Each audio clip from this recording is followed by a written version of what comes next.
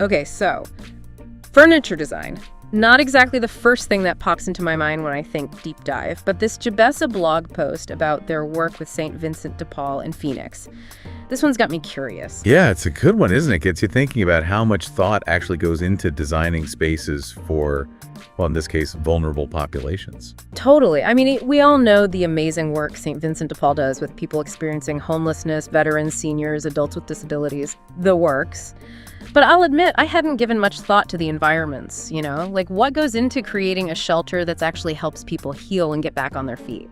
Right, because it's more than just, like, providing the bare minimum, right? Especially for someone struggling with homelessness, maybe they've experienced trauma, and then on top of it all, they're dealing with instability. They need a sanctuary, a place that's safe, respectful, dignified. It's all connected. Yeah, that makes a lot of sense. And I see here they're focusing on 2 different SVDP facilities, which I'm guessing adds another layer of complexity to the design challenge, right? Absolutely. So you've got Ozanam Manor, which houses over 70 men and women. Wow. Okay, so space is definitely an issue there. Huge. Then you've got Rosie's Place with its individual studio units and these incredible community spaces, a computer lab, even a dedicated area for veterinary services. Okay, now that's cool. Right. So right off the bat, you can see how furniture choices become critical. You've got to consider the needs of each space, the flow, how people will use it. It's like they say, the devil's in the details. Exactly. And this is where Jabessa's partnership with Goodman's and Creative Furniture Connection really stands out. I mean, they clearly understood this wasn't a one-size-fits-all situation. Speaking of not one-size-fits-all, let's talk about some of the choices they made at Ozanam Manor, because the blog post mentioned tamper-proof beds with, get this, a 10-year warranty. 10 years.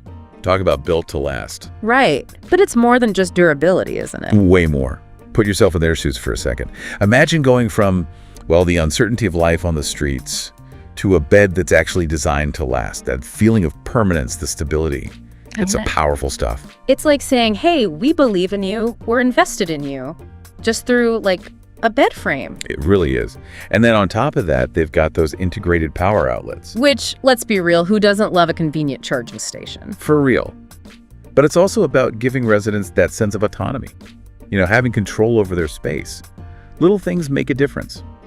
And speaking of little things, did you catch the part about the sleep environments at Ozanam being UL certified? I did. Had to look that one up, though, I'll admit. Fire safety, right? Exactly.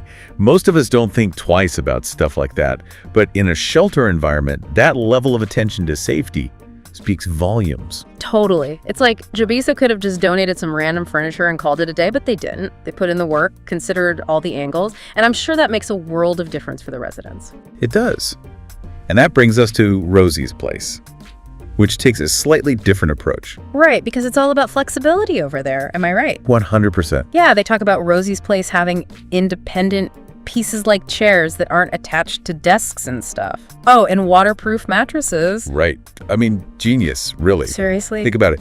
Easier to keep clean, less likely to. Dust mites, all that. Yeah, exactly. It's about, it might seem like a small thing, but if you've been living without consistent access to hygiene, of course, having that truly clean, pest-free space, yeah, huge for someone's self-esteem. Totally. And I like how that all ties into their community spaces at Rosie's Place, too. The blog post mentions how having furniture that's easy to move around lets the staff just reconfigure rooms, like, on the fly. Super important in a shelter environment. Right, so they can have a group therapy session 1 minute and then a training workshop the next. That's nice. Movie night, whatever they need. Exactly. It's about being responsive. Yeah. The space has to adapt to the residents' needs, not the other way around. It's interesting because we talk a lot about function over form, but this feels different. How so? Like, usually it's one or the other, right? But Jabessa really found a way to make function and form complement each other. Yeah. Yeah. I see what you mean. And that's really the heart of it, isn't it? They get that aesthetics matter. I mean, especially in an environment like this, where you're trying to foster healing and hope. Like we were talking about with the those waterproof mattresses. Obviously very practical, but they probably also just feel a lot nicer than some, dingy old thing, right? Like you matter. Exactly. It's a small thing, but huge impact. And speaking of going above and beyond, Rosie's Place and their thing for pets. Yes. the dedicated space for veterinary services. I know. How cool is that? I mean, talk about understanding your residents' needs. The human-animal bond is so strong. This strongest. And to Yeah. think that, I mean, how many people are put in that position of choosing between, like, getting help for themselves or their pet? Exactly. Heartbreaking. But St. Vincent de Paul gets it. They do. And that's awesome. I bet that takes a huge weight off their shoulders, knowing their pet's taken care of. Absolutely. It's holistic, right? Yeah. You've got to take care of the whole person. And for a lot of people, that includes their pets. Yeah. It's just another example of how St. Vincent de Paul goes that extra mile. They're so committed to creating an environment that truly supports the residents. It really makes you think about that word, community. Yeah. I hear it all the time, but St. Vincent de Paul, they're not just talking about it. They're really living it. Building it even into the actual physical space. Exactly. And for people who've been marginalized, excluded in some way, feeling like you belong, so important. Essential, really.